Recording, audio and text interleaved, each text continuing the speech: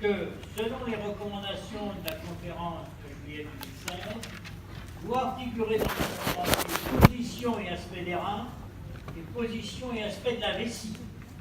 Ce qui veut dire que ça doit être obligatoire dans votre compte rendu. Et l'iconographie recommandée, c'est seulement la coupe transversale des deux reins. Và trong cái phần mà phiếu trả lời kết quả bắt buộc các anh chị phải ghi nhận được một số thông tin. Thứ nhất đó là cái cũng như là cái hình thái của thần, và cái thứ hai nữa là vị trí hình thái của bàng quang, và có một cái hình ảnh mà chúng ta gần như là được khuyến cáo là sẽ chụp để minh chứng cho hình ảnh thần của mình, đó là hình ảnh này. Alors, ce qu'il faut savoir, c'est seulement qu'à partir de 18-19 semaines que les deux reins sont toujours visualisés au cours de la grossesse normale, avec une différenciation cortico-médulaire.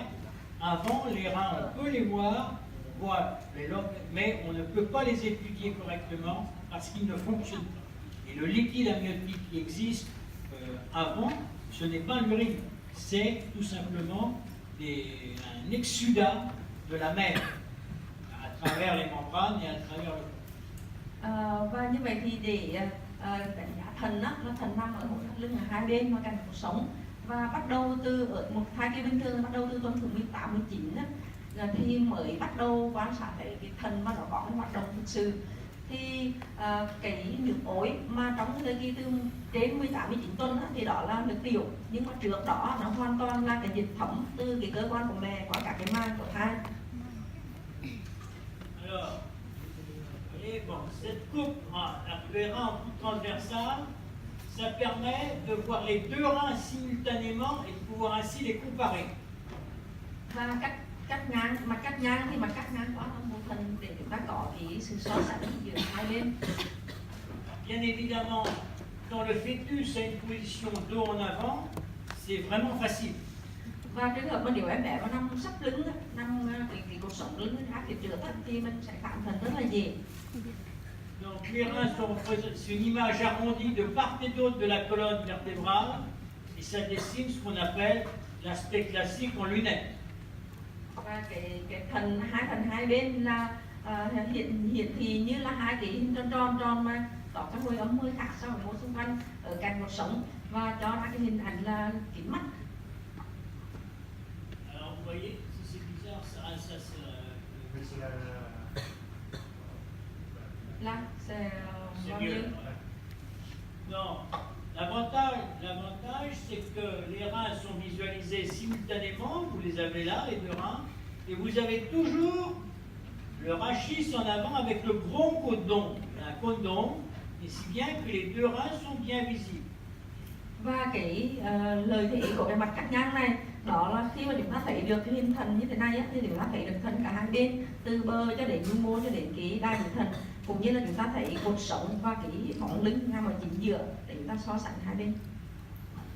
Alors vous voyez que les reins, on va leur individualiser une capsule, hein, c'est un fin liseré qui est pourtour. Et ce qu'il faut regarder, c'est que ce liseré-là, il est bien régulier et il n'est pas déformé par des kystes. Và cái điều mà chúng ta đánh giá được đầu tiên đó là cái báo thần là một cái đường viền, nó giảm hồi âm, cũng phải là giảm hồi âm nhưng mà nó đường viền giới hạn rất là rõ, rất là đều ở báo quanh thần, và nó không bị biến dạng bởi các cái cấu trúc trần nang. Après, il y a le parenchyme rénal qui est ici, vous voyez, de chaque côté. Et ce parenchyme, il est inhomogène avec une alternance de zones hyperécogènes et de zones anécogènes. C'est ce qu'on appelle la différenciation cortico-médulaire. Và tiếp theo bên trong của báo thần thì chúng ta có cái phần của nhu mô thần.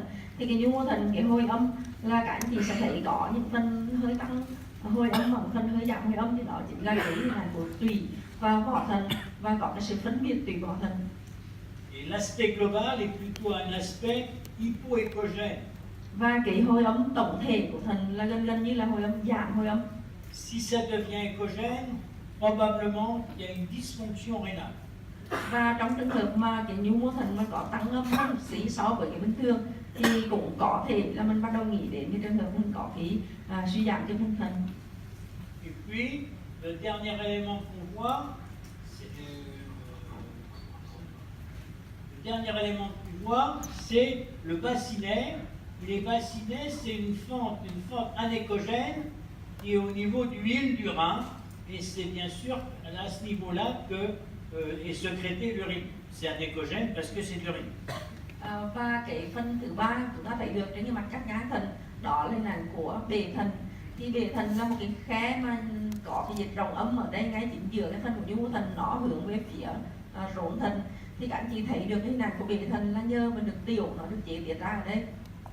Et on verra que c'est à ce niveau-là qu'on mesure le diamètre antéro-postérieur du bassinet pour définir les pyélectasies. Và trong trường hợp chúng ta muốn đánh giá và giảm bể thận á, thì chúng ta phải đo đường kính trước sau bể thận, tức là mình đo ở cái mép trước và mép sau của cái bể thận ở gần phía chỗ rốn á. Voilà l'intérêt aussi, vous voyez que ici, les deux reins sont tout à fait symétriques et de volume de taille identique.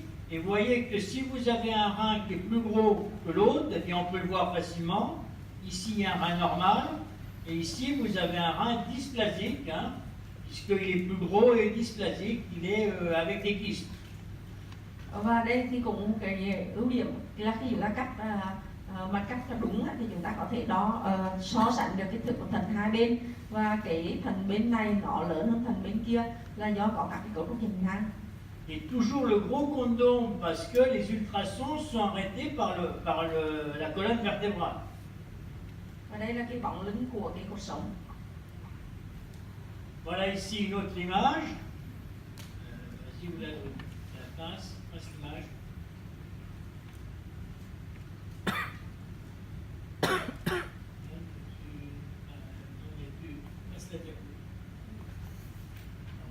Voilà une autre, puisque celle-là c'est pas très bien. Voici une autre image. Et vous voyez qu'ici, vous avez aussi pareil, un rein qui est normal, avec un rein normal avec son problème de calice. Et puis vous avez ici un autre rein qui est gros et qui est fait de multiples kystes. C'est ce qu'on appelle une dysplasie multikystique unilatérale, puisqu'il y a qu'un. Và trong trường hợp các trường hợp bệnh lý thì chúng ta thấy là các trường hợp mà loạn sản thận đa nang có thể là một bên hoặc hai bên, thì trên hình ảnh này các anh chị sẽ thấy là cái thận này nó lớn và nó có rất là nhiều cấu trúc dạng nang. Đây, bên này thì nó cái nang có vẻ nhỏ hơn, nó ảnh hưởng tới cái kích thước thận con thể. Dans les coupes biométriques, théoriquement le seul diamètre qui est recommandé, c'est le diamètre antéro-postérieur des bassinets.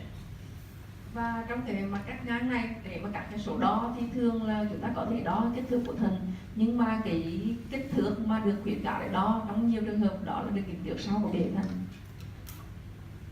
Alors on peut, il y a des courbes autrement, on peut faire la largeur et l'épaisseur sur cette coupe-là, mais ce n'est fait que si vous avez des gros reins. Và cái đó bề dày cũng như là chiều rộng của thận á, thì thường chỉ đo khi mà chúng ta thấy cái thận lớn thôi. Et la mesure du bassinet, c'est ce chiffre-là, donc c'est toujours un antéro-postérieur, hein, donc on met les calipeurs internes.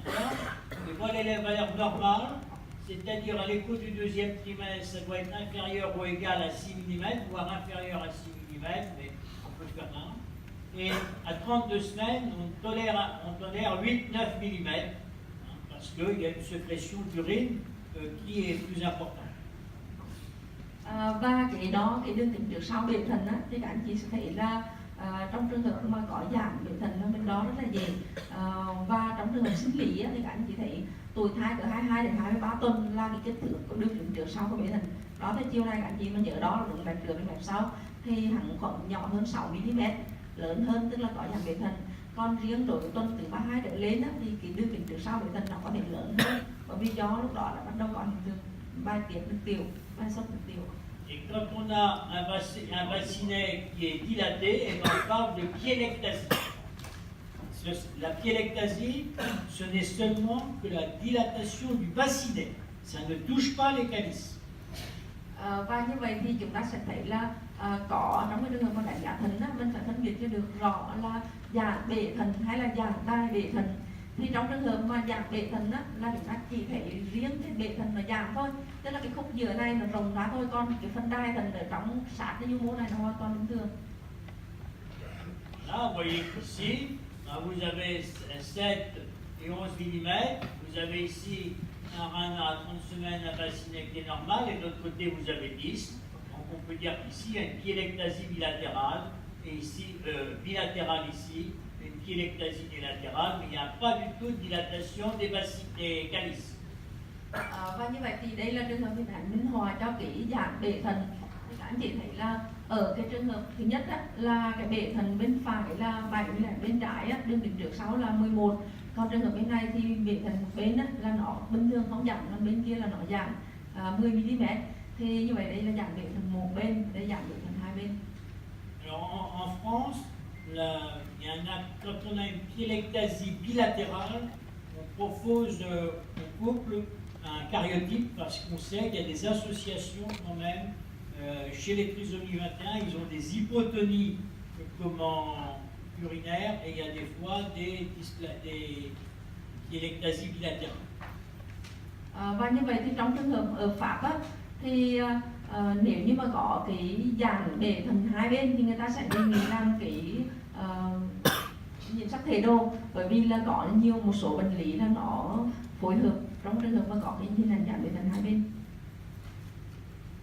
Alors si on fait, quand on a un petit doute sur la différenciation corticomédullaire, on tourne sa sonde de 90 degrés et on va tomber sur une coupe sagittale paravertébrale et on va regarder la différenciation corticomédullaire avec le parenchyme qu'on voit bien ici.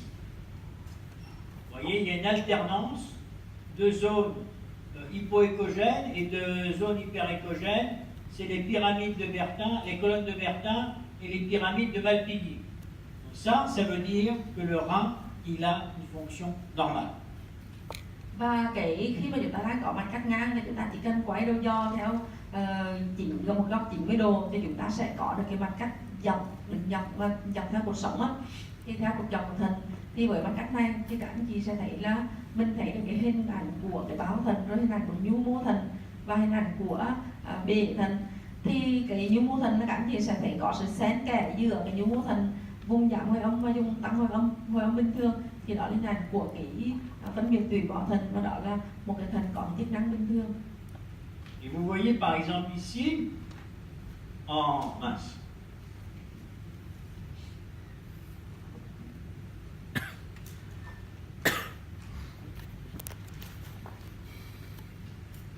ici, vous voyez, là, eh bien ça c'est la surrénale qui coiffe le rein. Các anh chị nhìn kỹ trên hình này thì anh chị thấy cái mà chỗ cái có con trỏ màu vàng đây, đây nhìn hình ảnh của cái tuyến thượng thận. Voilà, donc les pyramides, les colonnes de Bertin, c'est ce qui est écogène, et les pyramides de Malpighi, c'est ce qui est hypoécogène. Et vous avez que la structure globale de votre rein, elle est plutôt hypoécogène.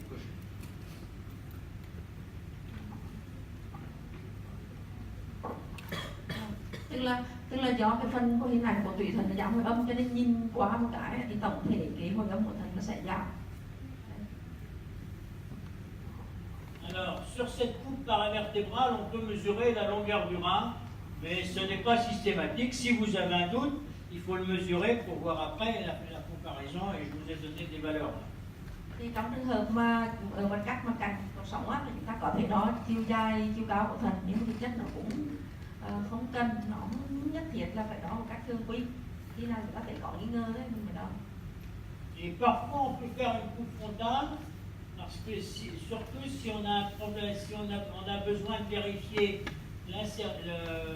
ça peut mesurer la longueur du rein, mais c'est surtout pour bien voir éventuellement les calices. Vous avez le bassinet qui est ici, et puis vous avez une arborisation de vos calices qui normalement ne doivent pas être dilatés, qu'on peut voir ici. Hein. Et puis on a le départ de l'urètre, mais de l'urtère, je veux dire, mais ça ne va pas plus loin. Si ça va plus loin, ça veut dire qu'il y a une dilatation urétérale.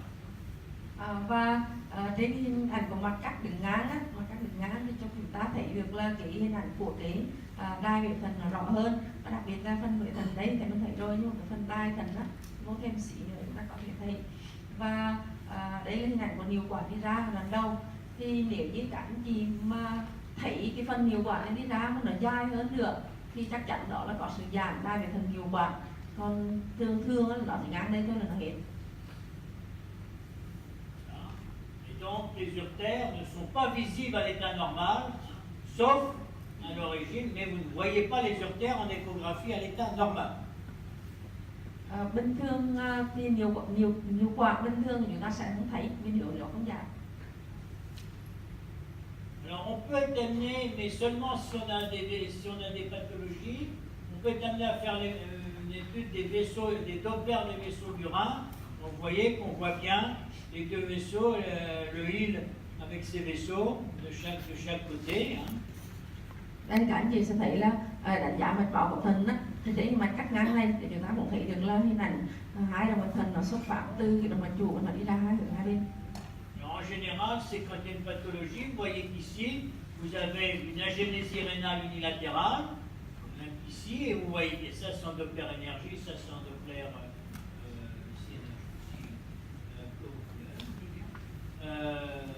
vous avez bien ici une absence de vascularisation puisque le rein est manquant. Và đây siêu Doppler thì nó rất là hữu ích trong